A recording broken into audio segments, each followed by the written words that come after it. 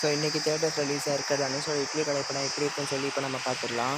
So first இந்த படத்தோட one line எடுத்துக்கிட்டோம்னா, தனுஷோட அப்பா தான் ராஜ்கிரண். ஸோ இவர் பார்த்தீங்கன்னா ஒரு கிராமத்தில் ஒரு சின்ன இட்லி கடை வச்சு நடத்திக்கிட்டு இருக்காரு.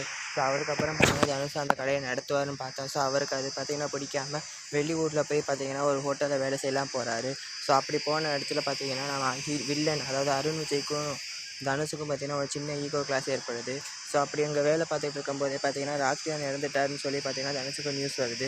ஸோ அவர் அங்கேருந்து கிளம்பி மறுபடியும் இட்லி கடை நடத்தலாம்னு சொல்லி வராரு. ஸோ அப்படி வந்ததுக்கப்புறம் பார்த்தீங்கன்னா அருண் விஜய் அவரை விடாமல் மறுபடியும் டார்ச்சர் பண்ண வராரு. ஸோ இதுக்கப்புறம் என்ன ஆச்சுன்னு இந்த படத்தோட ஒன்லைன். ஸோ எனக்கு இந்த படம் ரொம்ப பிடிச்சது. ஃபஸ்ட்டு இந்த படத்தோட பாசிட்டிவும் பார்த்தீங்கன்னா இந்த படத்தோட ஸ்க்ரீன் ப்ளே, அதில் ஆக்ட் பண்ண ஆக்டர்ஸோட ஆக்டிங், இது ரெண்டுமே பார்த்தீங்கன்னா வேறு லெவலில் இருந்துச்சு. ஸோ நெகட்டிவ்னு பார்த்தீங்கன்னா இந்த படத்தோட ஸ்டோரி தான். ஸோ கொஞ்சம் ப்ரெடிக்டபுளாக தான் இருக்கும். ஸோ ஃபஸ்ட் ஹாஃபில் அப்புறம் இன்னும் நெகட்டிவ் பார்த்தீங்கன்னா ஃபஸ்ட் ஹாஃப் இந்த அளவுக்கு பார்த்தீங்கன்னா செகண்ட் ஹாஃப் இல்லை. செகண்ட் ஹாஃப் பார்த்தீங்கன்னா முடிக்க முடியாமல் பார்த்தீங்கன்னா அங்கங்கே எழுதுறது பார்த்தீங்கன்னா நமக்கு தெளிவாகவே தெரிஞ்சிச்சு. ஸோ ஓவராலாக பார்த்தீங்கன்னா ஃபேமிலியோட தியேட்டர்ஸில் போய் பார்க்க ஒன் டைம் ஒர்த்தான படம் தான் இந்த இட்லி கடை.